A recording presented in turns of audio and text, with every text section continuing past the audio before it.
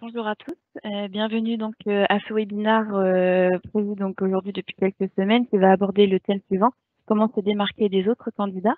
Nous allons passer les 45 prochaines minutes, je pense, ensemble, l'idée étant que je puisse en tout cas vous donner quelques conseils sur comment vous démarquer des autres candidats et potentiellement également valoriser votre candidature et faire la différence auprès des recruteurs.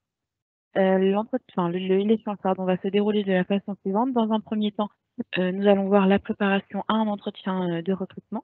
La deuxième partie, quoi faire justement pour vous démarquer pendant l'entretien lui-même. Et enfin, en troisième partie, les réflexes à adopter post-entretien. Donc, comme vous pouvez le constater, le fait de se démarquer de l'entretien, ce n'est pas uniquement pendant l'entretien à proprement parler, mais effectivement avant, pendant et après. À la suite de ma présentation, il y aura une phase, bien sûr, un moment en tout cas de questions-réponses et de conclusion. Donc, n'hésitez surtout pas à poser vos questions sur le chat et puis j'y répondrai à la fin, je vous disais, de la présentation. En termes de mode d'emploi, pour que ce webinaire se déroule en tout cas de la meilleure des façons possibles d'un point de vue technique et logistique, je vous invite à brancher des écouteurs, hein, ce sera plus facile pour vous pour la qualité du son. Et comme je vous le disais, rendez-vous dans le chat pour réagir en direct et poser vos questions auxquelles je répondrai à la fin de ma présentation. Je me présente avant de commencer, je suis Cindy Levarlet. J'occupe le poste chez ACE de chargée de recrutement et formation senior. Moi, je suis arrivée dans ce cabinet, donc chez ACE en 2015, où j'ai pu en tout cas commencer par l'alternance et puis à la suite de mon alternance, je suis restée en CDI. Donc ça fait aujourd'hui 6 ans que je travaille au sein du recrutement et de la formation. Je recrute nos collaborateurs qui travaillent pour notre bureau qui est basé à Paris et je forme également ces mêmes personnes dans leur parcours d'intégration et dans leur métier, donc de consultant en recrutement. Très rapidement, Ace en quelques mots pour que vous sachiez donc en tout cas que vous puissiez connaître un petit peu notre positionnement. Sachez que nous sommes basés dans 33 pays à travers le monde. Ce sont ceux qui sont en bleu sur la carte. On est spécialisé sur 20 secteurs d'activité. Les plus courants, ce sont le BTP, les RH, la finance, l'assurance, tout ce que sais-je encore. Nous avons 240 bureaux à travers le monde avec plus de 9023 collaborateurs. Nous recrutons en CDI chaque année plus de 63 000 candidats et 200 000 candidats sont embauchés en CDD et en travail temporaire, donc en intérim par an également. Pour entrer donc dans le vif du sujet, je vous disais que le fait de se démarquer d'un candidat commence dès la préparation de votre entretien donc de recrutement. La première étape de la préparation d'un entretien, c'est l'envoi de votre CV. Et même avant l'envoi, c'est même la création de votre CV. En tout cas, l'idée, c'est de bien retenir que cela commence dès, je vous le disais, l'envoi de votre CV. Moi, ce que je vous préconise, c'est de faire plusieurs CV en fonction des jobs que vous visez. C'est-à-dire que si vous visez un poste de, je vais vous donner un exemple, responsable recrutement, responsable des RH et chargé de recrutement senior, par exemple, en tout cas, n'hésitez pas à faire plusieurs CV pour ces 3 postes et en mettant les compétences acquises et celles qui vont vous servir pour le poste visé en tout cas. Attention également au titre du CV que vous allez mettre. Si vous postulez à un poste de responsable recrutement, envoyez votre CV avec le titre responsable de recrutement et ne mettez pas chargé de recrutement si vous postulez à un poste de responsable de recrutement. Donc il faut qu'il y ait une parfaite cohérence finalement entre votre CV et le poste que vous visez et celui auquel vous postulez. Si une entreprise vous intéresse particulièrement en l'occurrence, n'hésitez surtout pas à noter le nom de l'entreprise sur votre CV en haut, hein, potentiellement. Attention également, du coup, si vous faites ça, n'envoyez pas un CV avec le nom d'une entreprise à une autre entreprise, qui plus est si c'est une entreprise concurrente. De la même façon, là, vous pourriez vous différencier potentiellement d'autres candidats, mais peut-être pas dans le bon sens. Alors attention en tout cas de votre CV. Et s'il y a une entreprise qui vous attire particulièrement, en tout cas, n'hésitez pas à mettre 2-3 lignes expliquant votre intérêt pour cette entreprise, donc sur votre CV. Hein. Ça peut être potentiellement le nom du poste visé, en dessous potentiellement l'entreprise visée, et puis peut-être sur le côté, sur la gauche, un petit encart effectivement avec les raisons de votre intérêt pour cette entreprise. En tout cas, en identifiant l'entreprise qui vous intéresse justement, en la ciblant et en ajustant votre CV de cette façon, vous pouvez être certain que effectivement votre candidature attirera l'œil du recruteur, puisqu'il est quand même très rare et je peux vous parler en tout cas de mon expérience, il est très rare d'avoir des CV déjà avec le bon titre, le bon intitulé de poste, en tout cas celui qui correspond au poste auquel le candidat postule, hein. Et puis surtout d'avoir un CV avec le nom de l'entreprise et quelques petits signes dans ce sens, c'est très très rare. Donc c'est évident que vous pourrez vous différencier des autres candidats de cette façon. Je vous le disais, la préparation de l'entretien est primordiale dans le fait de se démarquer. Dans un premier temps, l'idée étant de lister vos postes, c'est-à-dire que vous avez fait beaucoup de choses dans votre carrière, que vous soyez un profil junior, moins junior, un peu plus senior, vous avez forcément fait plein de choses à travers vos différentes expériences. Vous avez fait plein de choses, mais potentiellement vous manquez de recul, que vous êtes focus dans votre quotidien, ce qui est tout à fait normal. De ce fait, ce que je vous préconise en tout cas, c'est de prendre une feuille blanche, simplement à votre CV sous les yeux, une feuille blanche, et notez tout ce que vous avez pu faire pendant votre poste et les missions que vous avez effectuées. Vous avez noté les missions, ensuite vous découpez dans votre quotidien, quelles tâches vous avez pu mener pour arriver à bien en tout cas. Donc l'idée étant de tout lister sur une feuille blanche de manière à prendre de la hauteur sur votre activité et de manière à préparer ensuite la façon dont vous allez présenter cette expérience. Décomposez vos missions, je vous le disais, pour prendre de la hauteur. J'en profite pour vous parler de la méthode STAR. Alors potentiellement, cette méthode parle à certains d'entre vous. C'est une méthode qui aide, en tout cas, à présenter son parcours. Je vous inviterai à aller regarder sur Internet, sur YouTube notamment, il y a des vidéos présentatives qui sont très bien faites, qui sont en quelques lignes en quelques minutes, pardon, et qui vont vous permettre de bien comprendre. Je vais quelques mots en tout cas rapidement sur cette méthode. Le S c'est pour situation, le T c'est pour tâche, le A c'est pour action, le R c'est pour réalisation ou résultat. Simplement, ça va vous donner une trame à suivre et une technique pour effectivement arriver à bien expliquer vos parcours et vos postes occupés. En quatrième conseil, ce que je vous préconise, c'est également de noter les questions que vous pourriez avoir en tête, hein, parce avec le stress de l'entretien, avec la dynamique de l'échange, vos questions, vous allez les oublier. Vous allez être pris dans l'échange, pardon, effectivement, vos questions vont potentiellement sortir de votre tête. Donc, n'hésitez surtout pas à les noter, de manière à effectivement vous rappeler, poser des questions au recruteur. Et comme ça, surtout, ça évitera qu'à la fin de l'entretien, vous vous disiez, ah mince, j'ai oublié de poser cette question. Et de ce fait, ça peut avoir un petit côté un peu frustrant, en tout cas, post-entretien. Donc, n'hésitez surtout pas à les noter. Donc, préparez votre entretien à l'écrit comme à l'oral avec la présentation de votre parcours. Quand vous allez préparer effectivement aussi la présentation de votre parcours, n'hésitez pas, alors soit à vous entraîner avec quelqu'un que vous connaissez dans votre entourage, hein, qui pourra jouer potentiellement le recruteur, à vous simplement de présenter votre parcours et vous allez très rapidement voir si la personne en face de vous a compris ce que vous lui avez expliqué, c'est que potentiellement vous êtes dans la bonne direction en tout cas. Si la personne en face de vous, il y a des petites choses qu'elle n'a pas comprises, peut-être qu'effectivement il y a des choses à revoir dans votre explication. Et si vous avez personne de disponible pour effectivement vous écouter ou vous aider, tout simplement avec votre téléphone portable, prenez-vous en vidéo, enregistrez-vous. C'est le meilleur moyen en tout cas pour ensuite prendre un peu de recul effectivement sur votre présentation. Je le répète, si vous avez des questions, n'hésitez pas à les noter dans le chat. On passe ensuite au moment crucial qui est donc l'entretien de recrutement à proprement parler. Évidemment, vous avez bien ciblé les entreprises qui vous intéressent, vous avez fait un CV au top du top, tout est fait, vous avez préparé votre préparation, vos questions. Arrive le moment où vous allez donc rencontrer votre recruteur et le moment où vous êtes un peu stressé, vous vous dites, bon, c'est le moment pour moi de me démarquer. Alors, quelques conseils que je peux vous donner effectivement pour arriver à cet objectif. Alors, on peut décomposer l'entretien de la façon suivante, finalement. La première minute, l'important, l'intérêt, en tout cas, l'objectif, c'est de créer le contact avec votre recruteur. C'est-à-dire pouvoir effectivement entrer en confiance avec lui et pouvoir échanger de manière à partir sur de bonnes bases, en tout cas pour l'échange à venir. Les 10 premières minutes, c'est quoi? Enfin, l'objectif, pardon, c'est de décrire vos compétences techniques. D'accord? Décrire vos compétences techniques, c'est-à-dire ce que vous avez appris d'un point de vue technique dans votre poste. Les 10 minutes ici, c'est quoi? C'est en tout cas le fait de donner des exemples de situations, notamment en venir aux soft skills que vous avez pu acquérir. D'accord? Les soft skills, je le rappelle, ce sont les compétences, en tout cas plutôt liées à la personnalité, et de dire quelles qualités, quelles compétences vous avez obtenues grâce effectivement aux compétences techniques que vous avez mis en avant.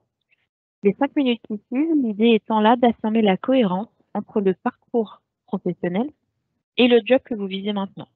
D'accord? Alors, affirmer la cohérence entre le parcours et pro et le job visé, ça peut être dans deux cas. Donc, si vous postulez un poste qui a une parfaite cohérence, justement, et qui est la suite logique du poste que vous occupez jusqu'ici, potentiellement, ça peut être très facile de faire le lien, donc, dans cette idée justement d'évoluer d'aller dans la suite logique, encore une fois, du parcours. Si vous êtes dans le cadre d'une reconversion professionnelle, l'enjeu est d'autant plus ici qu'il faut que vous arriviez à expliquer, surtout convaincre votre recruteur que vous êtes la bonne personne pour ce job, malgré le fait que ce soit une reconversion professionnelle et que vous n'avez potentiellement pas fait que vous n'avez pas eu de poste, en tout cas, jusqu'ici, qui ressemblait à le poste que vous visiez. D'accord? Donc attention à cet enjeu d'affirmer effectivement la cohérence entre le parcours et le job visé. Là, pareil, entraînez-vous au préalable de manière effectivement à pouvoir convaincre en tout cas le recruteur que vous êtes la bonne personne pour le bon job. Et enfin, les 5 dernières minutes de votre présentation consistent à sécuriser les choix mutuels de chacun, c'est-à-dire sécurisez-vous votre choix, donc de vous dire que le job auquel vous postulez correspond parfaitement à votre projet professionnel. Sécurisez le choix de votre recruteur, qui est donc de dire que vous êtes la personne qui correspondra effectivement à la personne qui attend. Donc finalement, vraiment, l'enjeu mutuel. Euh, le meilleur conseil que je peux vous donner, je vous en reparlerai tout à l'heure. Donc déjà, je vous l'ai dit, préparez-vous, mais surtout soyez vous-même. Notamment quand vous créez le contact, hein, n'oubliez pas qu'on est dans une situation d'échange d'humain à humain. Donc l'idée étant vraiment de rester vous-même et d'avoir bien en tête en tout cas ce qu'on attend de vous et les missions qui vous seraient confiées.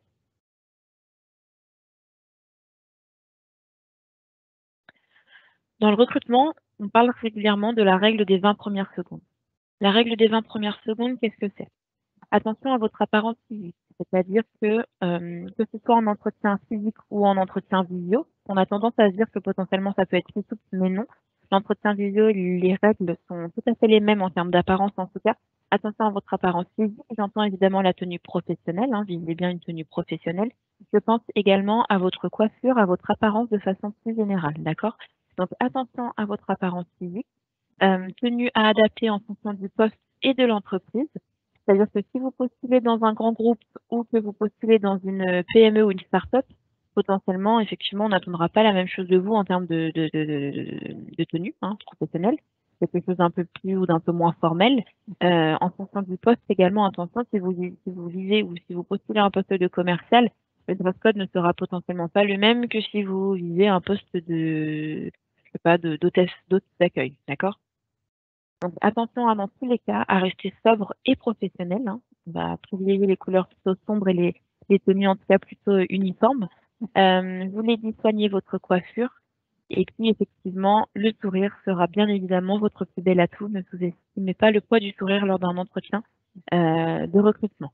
D'accord? Donc la règle des 20 premières secondes, c'est ce qui se passe entre vous et la personne qui vous reçoit pendant les 20 premières secondes de votre contact. Et forcément, les 20 premières secondes, il y a un enjeu et même un intérêt visuel qui passe par la tenue professionnelle, l'apparence de façon plus générale. Vous devez évidemment montrer votre intérêt pour le poste auquel vous postulez aujourd'hui. D'accord?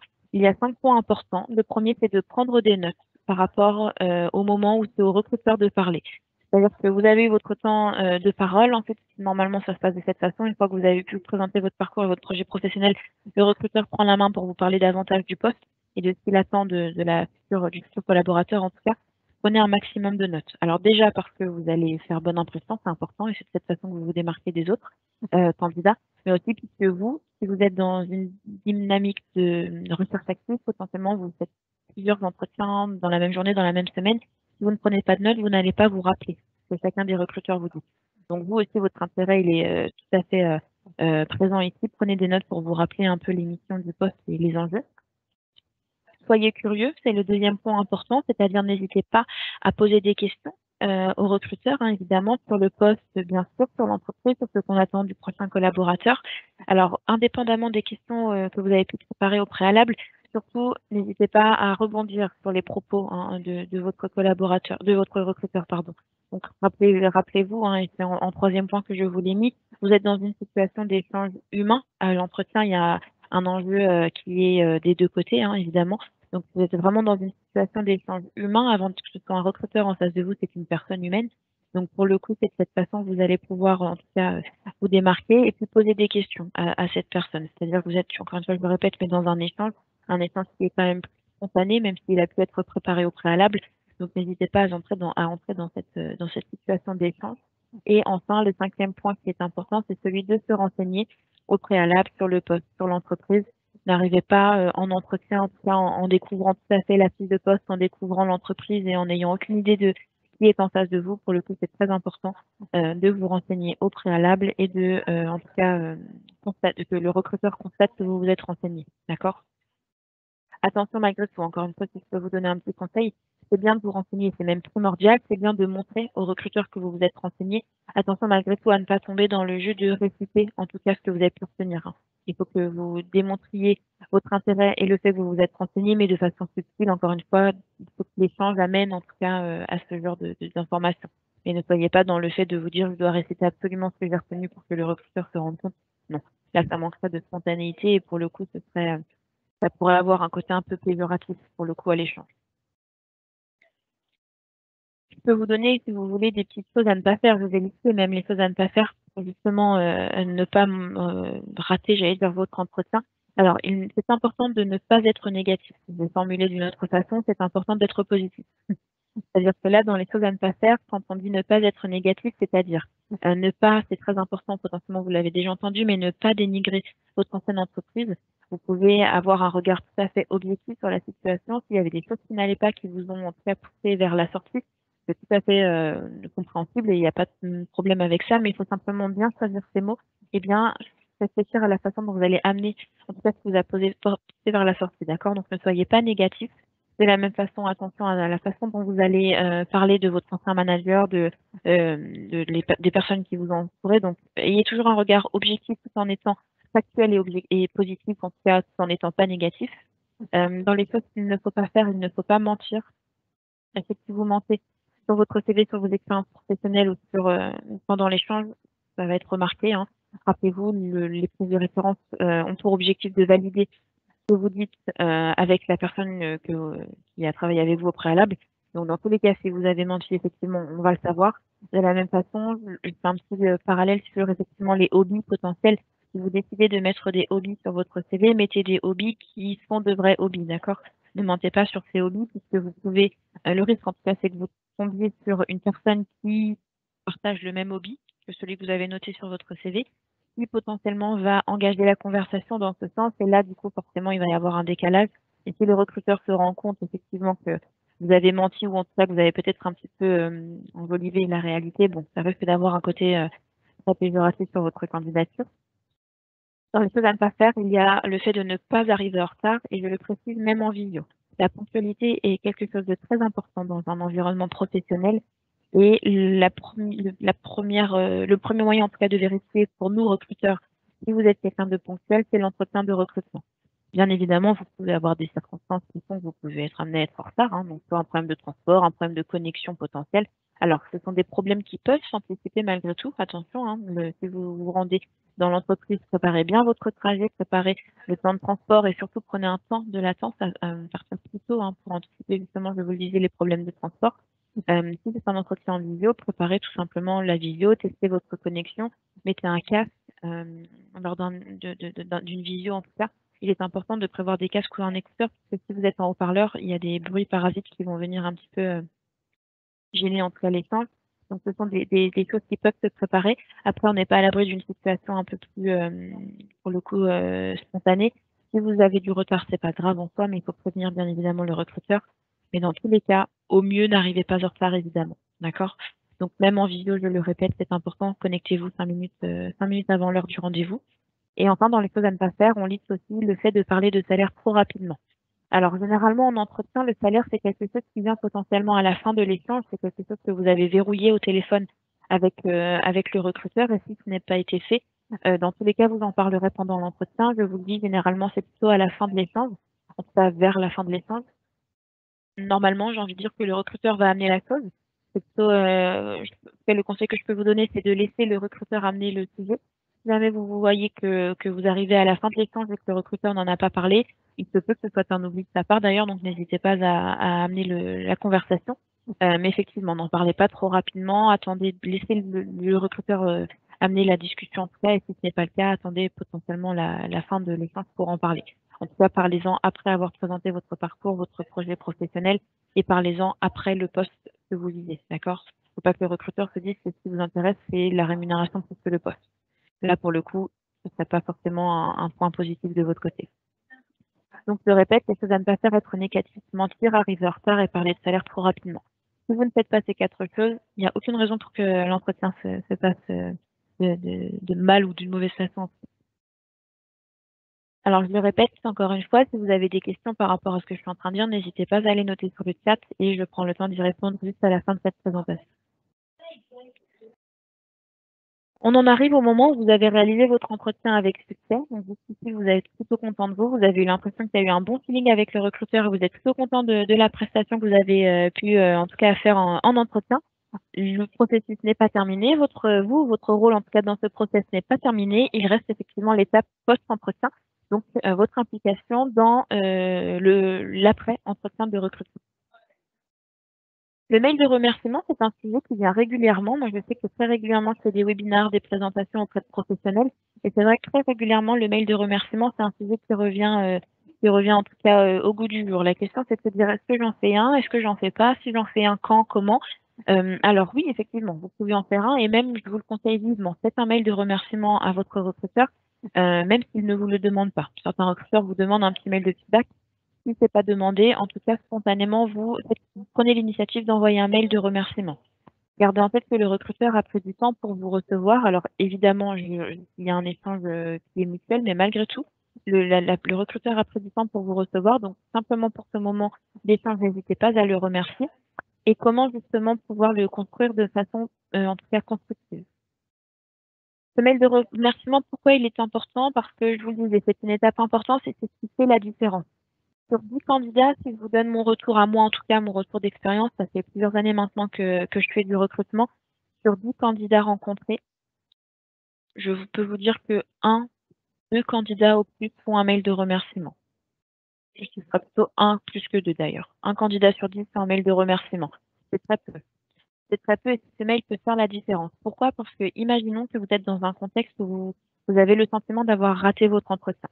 Quand je dis rater votre entretien, vous avez eu un problème de connexion. Si on part sur une vidéo, par exemple, vous avez eu un problème de connexion. Vous entendiez mal ce que le recruteur vous a dit. Vous avez dû vous déconnecter, vous reconnecter. Vous avez eu ensuite un problème de son. Votre casque ne fonctionnait pas. Toutes ces choses qui vous ont déconcentré, qui ont fait que vous n'étiez pas dans des conditions optimales et que vous avez le sentiment de ne pas avoir donné le meilleur de vous-même. Le mail de remerciement peut complètement faire la différence et rattraper, en tout cas, la donne. D'accord? Donc, je vous dis, il peut véritablement faire la différence. Et je vous disais, surtout, n'hésitez surtout pas à l'envoyer au recruteur, même si celui-ci ne vous l'a pas demandé, d'accord? Moi, c'est déjà arrivé, je vous le dis, qu'un candidat ait raté son entretien. Et après l'entretien, j'ai été déçue parce qu'on avait eu un super premier échange téléphonique. Sur CV, ça correspondait parfaitement à ce que je recherchais. L'échange, je vous dis, au téléphone avait été hyper constructif. L'entretien avait été loupé. Alors, pourtant pas en termes de compétences, hein, vraiment en termes d'entretien en lui-même. Le candidat avait raté son entretien. Et effectivement, j'ai été très déçue après l'entretien. Ce candidat-là m'avait envoyé un email, c'est déjà arrivé, je vous le dis, en m'expliquant qu'il n'était pas dans des conditions optimales et en s'excusant et en parlant, en disant avec beaucoup d'authenticité que il était désolé d'avoir loupé son entretien. Et il avait pris le risque effectivement de proposer sa candidature malgré tout au manager et de lui laisser une chance. D'accord? S'il n'avait pas envoyé cet email, il aurait fait un retour négatif. Donc pour le coup, ça peut tout à fait faire la différence et je vous y invite vivement. Ensuite, comment le construire, ce mail de remerciement? Le meilleur conseil que je peux vous donner, c'est d'être concis et d'être clair. Déjà, d'un point de vue forme, préférez les phrases courtes plus que les grandes phrases, d'accord? Et aller à l'essentiel.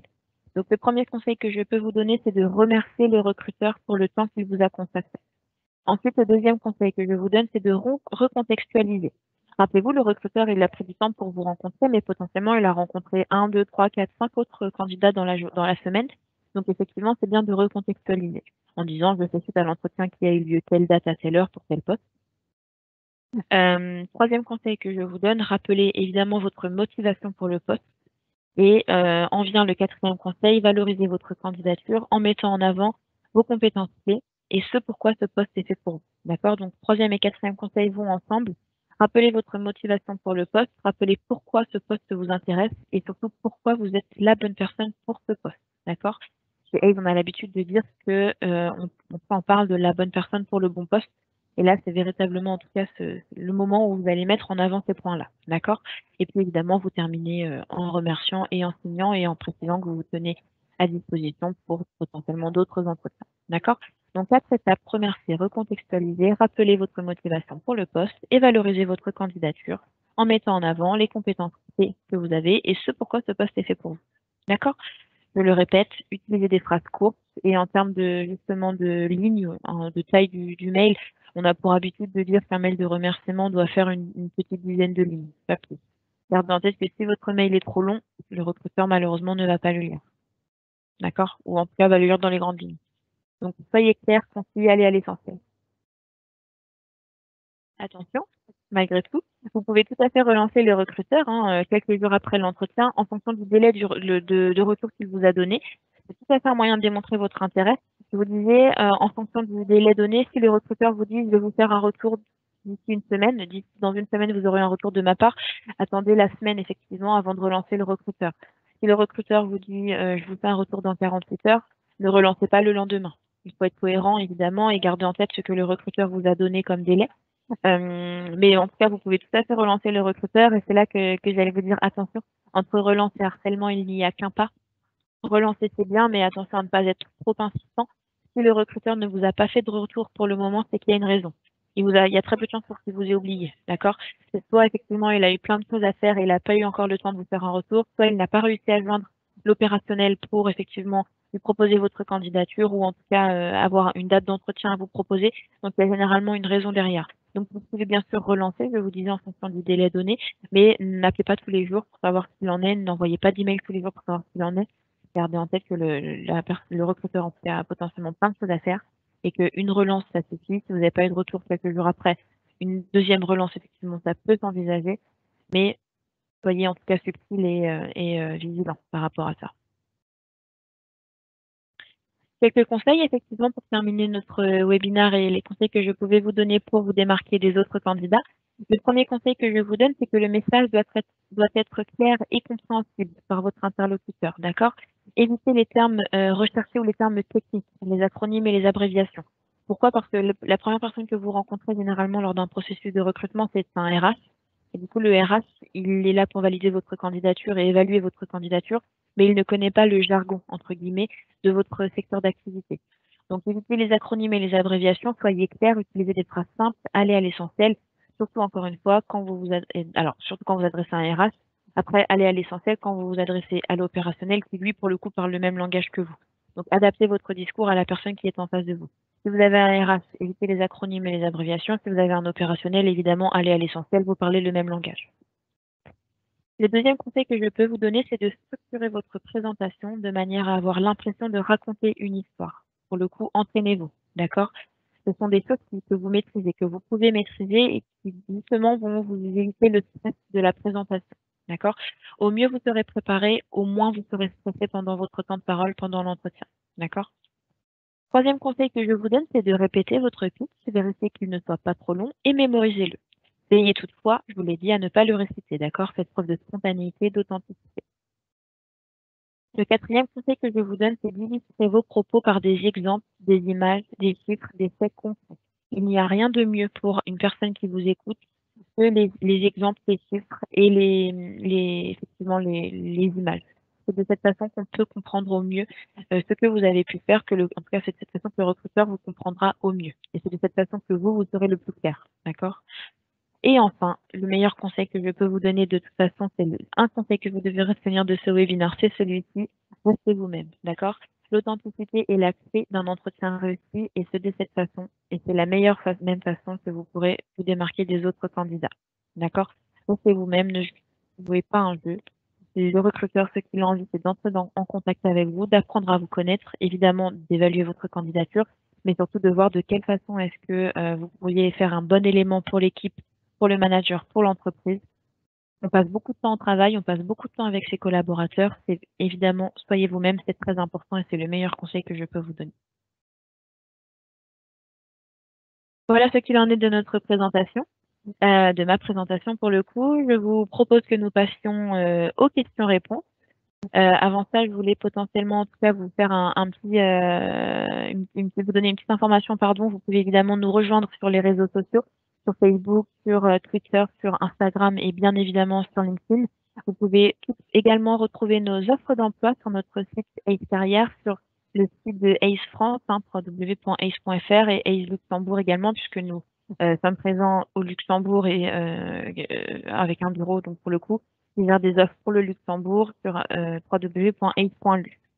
Donc n'hésitez surtout pas à aller faire un petit tour sur notre site carrière et évidemment à postuler au job qui vous intéresse. Sachez également que personnellement, en tout cas, je recrute des consultants en recrutement. Si vous êtes intéressé par ce poste, n'hésitez pas, pareil, à aller voir sur notre site ace.fr et à répondre au job qui pourra en tout cas vous plaire. Donc je vous disais, j'en arrive au moment en tout cas des questions-réponses. Alors, je vais retourner sur Teams.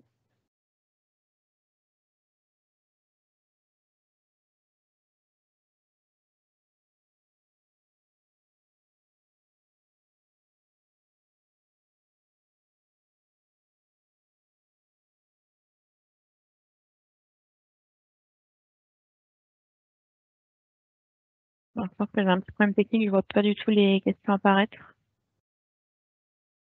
Ah, ça y est, c'est bon.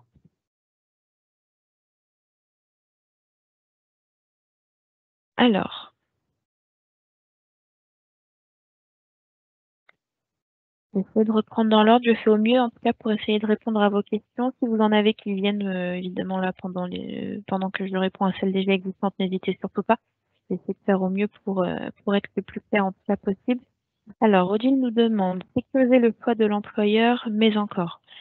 Alors, je ne sais pas si j'ai été plus claire dans mes propos. Effectivement, quand je disais sécuriser le poids de l'employeur, c'est simplement vous, en tant que candidat, le convaincre que vous êtes la personne qu'il lui faut pour effectivement être compétente sur le poste auquel le poste pour lequel il recrute. D'accord? Donc, quand je disais sécuriser le choix mutuel, vous sécurisez votre choix que ce poste va vous plaire et sécuriser le choix donc du recruteur en le convainquant du fait que vous êtes la personne à recruter.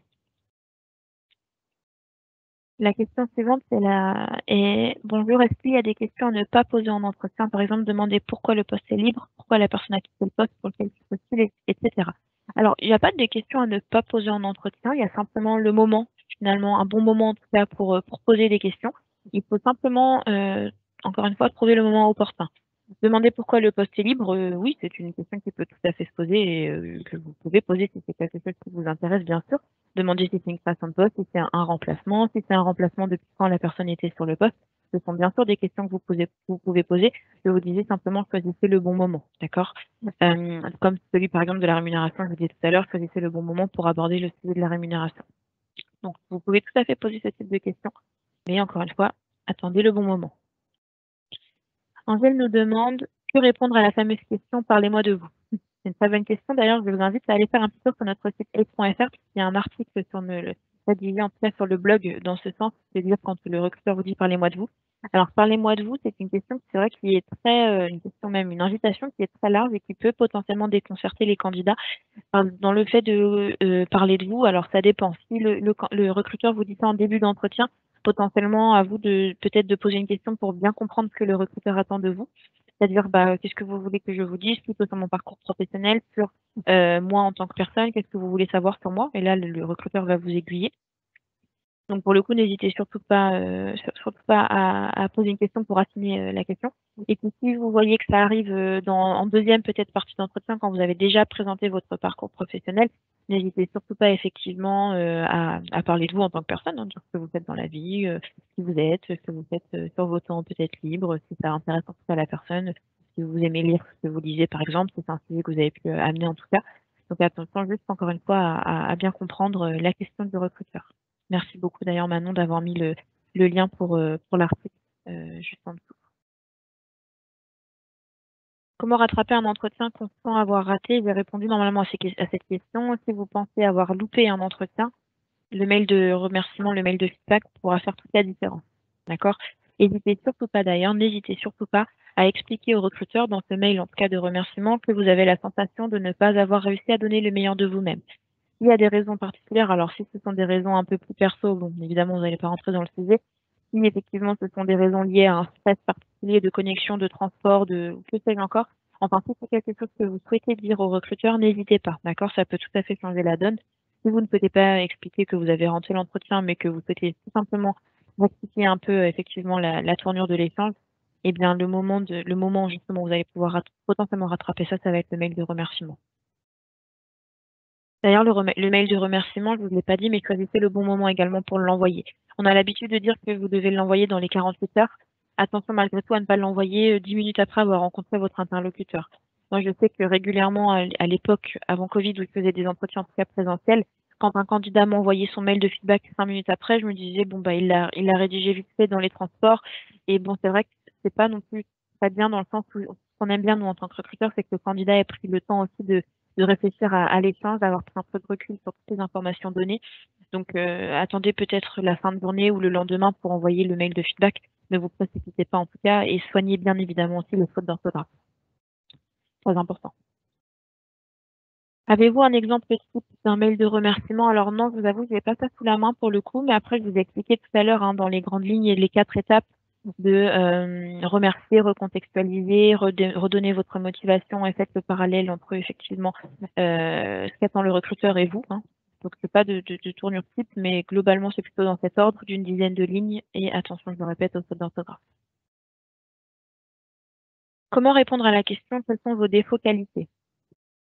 Alors ça, bon, c'est une question, j'ai l'impression qui est quand même de moins en moins utilisée et j'allais dire presque heureusement, parce que c'est vrai que c'est une question qui ne veut pas forcément dire grand-chose, hein, parce que la personne peut dire tout ce qu'elle veut, on n'a aucun moyen de vérifier si c'est vrai. Le candidat en tout cas peut dire tout ce qu'il veut, c'est pas très objectif comme question, mais malgré tout, si c'est quelque chose que l'on vous pose, euh, bah, je vais pas vous dire dites ça, tout ce que je peux vous dire c'est répondez de façon honnête. Hein.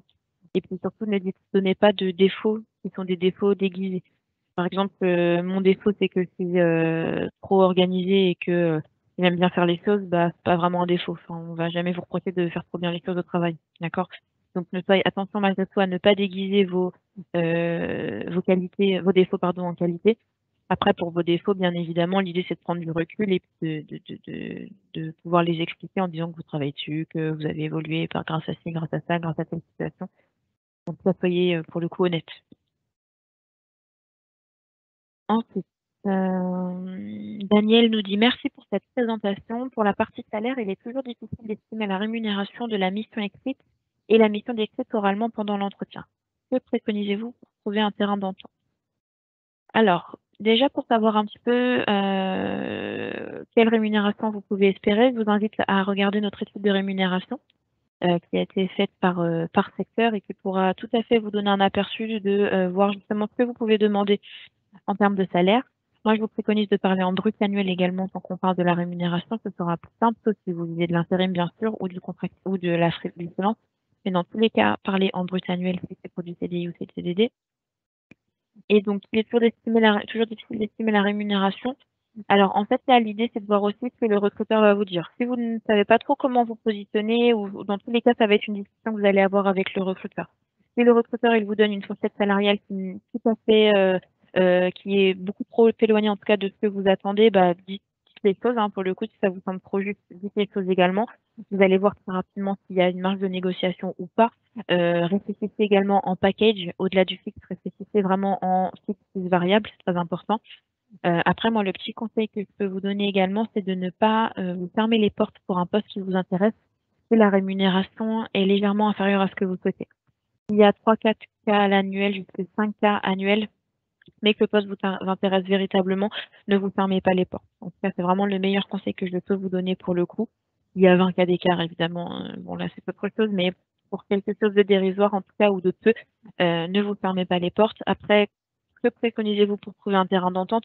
En fait, l'idée, c'est encore une fois, de se mettre d'accord. Si vous voyez qu'il y a une marge de négociation, vous allez en parler avec le recruteur. De toute façon, la discussion est ouverte. Si le recruteur il a une grille qui est fermée et qu'il n'y a pas de marge de négociation, il va vous le dire également. Et dans ces cas-là, ça mettra un peu, enfin, naturellement, en tout cas, à la discussion. Donc, dans tous les cas, dites les choses. N'ayez pas peur de dire les choses. Il faut simplement amener les choses au bon moment, encore une fois, de l'échange. Manon nous a mis effectivement le lien pour l'étude de rémunération. Donc, surtout, n'hésitez pas à aller faire un petit tour pour voir qu'il en est du marché aujourd'hui. Charlotte nous demande les réseaux sociaux tels que LinkedIn sont-ils indispensables aujourd'hui? Alors oui. Je vais vous dire oui. Après, malgré tout, je vais quand même vous dire ça dépend du poste que vous visez, mais globalement, oui. LinkedIn, c'est un peu indispensable aujourd'hui. Ça vous permet également déjà de rester en lien avec l'actualité. Il y a quand même plein de choses qui sont faites sur LinkedIn. Ça vous permet de voir en tout cas ce qui se passe, je vous dis, sur le marché. Et puis tout simplement de démontrer votre activité sur le marché de l'emploi aujourd'hui, hein. Donc oui, c'est très important. En fonction, bien sûr, encore une fois, de ce que vous faites dans la vie. Bonjour, quel est le processus de recrutement pour rejoindre ACE? Eh bien, écoutez, vous avez affiché mes coordonnées tout à l'heure, ou vous m'envoyez votre CV par email, ou vous répondez à l'une de nos annonces sur notre site ace.fr. Vous allez voir consultant en recrutement sur Paris ou en région. Nous recrutons également pour nos bureaux en région. Donc, vous nous envoyez votre candidature et puis on vous fera un retour effectivement si votre candidature peut en tout cas nous intéresser. Que répondre à pourquoi vous? Bah là, pareil, j'ai pas de réponse évidemment toute faite à vous apporter. Pourquoi vous? Bah, tout simplement faites le parallèle entre ce que le recruteur a dit d'attendre, en tout cas a donné comme attente. Je vais refaire ma phrase, pardon. Faites le parallèle entre ce que le recruteur vous a dit attendre du prochain collaborateur et ce que vous pouvez apporter pour la mission. L'idée, encore une fois, c'est vraiment de pouvoir recueillir un max d'informations du recruteur et de ses attentes pour ensuite vous convaincre en tout cas que vous êtes le bon candidat. Donc pourquoi vous, pour vous, c'est the moment où vous allez justement mettre en avant toutes les qualités nécessaires et tout ce qui vous intéresse dans le job et surtout démontrer toute votre motivation. Comment connaître en amont le budget d'une offre d'emploi avant de passer un entretien sans froisser le recruteur? Ceci afin d'éviter un entretien pour un poste qui serait inadapté à nos attentes. Alors, c'est vrai que c'est une bonne question. Moi, je suis très surprise de savoir qu'il y a des recruteurs qui n'abordent pas le sujet de la rémunération lors d'un premier échange téléphonique. En tout cas, ça, à mon sens, ça me semble primordial. Si effectivement le recruteur ne le fait pas, vous pouvez tout à fait amener le sujet pendant l'entretien téléphonique. Vous savez, généralement, avant d'avoir un entretien en vidéo physique, c'est un premier échange téléphonique. Si vous voyez que le recruteur n'amène pas la discussion, vous pouvez tout à fait le faire à la fin de l'entretien téléphonique. De dire, bah alors, je me permets d'aborder le sujet, quelle est la fourchette de rémunération, juste pour qu'on sache effectivement si on est en lien. Le recruteur, généralement, même sans rentrer dans le détail, forcément rentrer dans le détail, il va vous donner la fourchette de rémunération et ça vous donnera une idée de savoir si effectivement vous êtes en lien. Donc, vous pouvez bien évidemment amener la discussion. Et bien évidemment, c'est important. Si vous faites un entretien pour un poste voilà, pour lequel la rémunération ne va pas, vous allez perdre du temps, le recruteur va perdre du temps. Si celui-ci n'amène pas le sujet en premier échange, n'hésitez pas à le faire, en tout cas vous-même. Plus simplement, encore une fois, pour verrouiller cette information. Comment gérer un entretien à distance? Alors, j'ai fait un webinaire il y a quelques semaines dans ce sens. Potentiellement, vous pourrez le retrouver, alors, je ne sais pas si vous pouvez le retrouver d'ailleurs peut-être sur YouTube, où je vais donner plusieurs conseils effectivement pour réussir en tout cas votre entretien à distance. Donc évidemment, ça mériterait qu'on reprenne peut-être 30 minutes pour en reparler, donc ce que je ne pourrais pas faire jusqu'ici. Donc je vous invite en tout cas à regarder sur notre site internet, regarder le replay de ce webinaire et de ce fait, vous pourrez noter en tout cas tous les conseils qui vous permettront de réussir votre entretien à distance, visio, et surtout pas vous laisser un peu surprendre par la visio et pas vous laisser déconcerter en tout cas par la barrière du virtuel. Je pense que Manon est en train de vous mettre le lien. Elle vous a mis effectivement le lien pour retrouver ce webinaire. Donc, je vous invite évidemment à l'écouter pour noter tout ce qui pourra vous intéresser pour bien gérer votre entretien à distance. Sandrine nous demande comment se démarquer dès l'envoi de notre CV, comment faire la différence entre les dizaines de CV que vous pouvez recevoir. C'est ce que je vous disais, vous savez tout à l'heure, Sandrine, au début du webinaire, je vous expliquais effectivement comment vous différencier dès lors de la création de votre CV. Je ne vais pas revenir dessus, mais ça fait simplement que vous mettez un titre à votre CV, notez le nom de l'entreprise si vous visez une entreprise, potentiellement 3-4 lignes sur pourquoi cette entreprise vous intéresse, et puis faites plusieurs CV également si vous postulez à plusieurs postes. C'est très malvenu, en tout cas, si nous, on n'aime pas en tant que recruteur, c'est, moi, par exemple, je recrute des consultants en recrutement. Quand je reçois un CV intitulé chargé de marketing, forcément, je m'interroge. Je me dis quel est le lien et je me dis surtout le candidat n'a même pas pris la peine de simplement changer le titre de son CV avant de répondre à l'annonce. Donc ça, forcément, potentiellement, ça peut, en tout cas, donner un petit côté un peu négatif à votre candidature, mais ce sont les conseils que je vous donnais au début de cet entretien. Faites bien attention à ça. Envoyez le bon CV, mettre un titre et ne vous trompez pas dans l'envoi de vos CV. Bien évidemment, vous pourrez retrouver ce webinaire en replay dès demain, je pense, sous 48 heures. Je mettrai une annonce sur LinkedIn si vous le souhaitez, mais en tout cas, vous pourrez retrouver le replay de ce webinaire pour noter, si vous avez peut-être pas eu le temps de noter, en tout cas, tous les conseils que j'ai pu vous donner dans ce sens. Merci pour votre présentation et bien écoutez, avec plaisir. Merci pour les réponses et bien avec plaisir. Je pense qu'on en arrive au terme effectivement de notre présentation. Je crois avoir répondu à toutes les questions. Écoutez, en tout cas, si jamais, regardez, oui, ouais, effectivement, on arrive au terme de notre présentation. Je vous invite à m'ajouter sur LinkedIn, évidemment. Si vous avez des questions, je pourrais tout à fait prendre le temps d'échanger avec vous si vous en avez besoin, en tout cas. N'hésitez surtout pas à me solliciter. Dans tous les cas, ce sera avec plaisir que nous pourrons rester en contact via LinkedIn. Je le répète, si vous souhaitez répondre à l'une de nos annonces, n'hésitez pas à aller sur notre site internet ace.fr, sur notre site Ace Carrière qui vous donnera un aperçu de toutes les annonces liées et potentiellement si vous êtes encore une fois intéressé par le métier de consultant en recrutement, donc n'hésitez pas. Et puis je vous invite encore une fois à regarder ce replay pour en tout cas pouvoir noter tous les conseils qui pourront répondre à vos questions. En tout cas, merci beaucoup à tous pour votre participation. J'espère que vous avez passé un bon moment en ma compagnie. J'espère avoir répondu à vos questions et puis je vous dis peut-être à très bientôt. Bonne journée. Au revoir.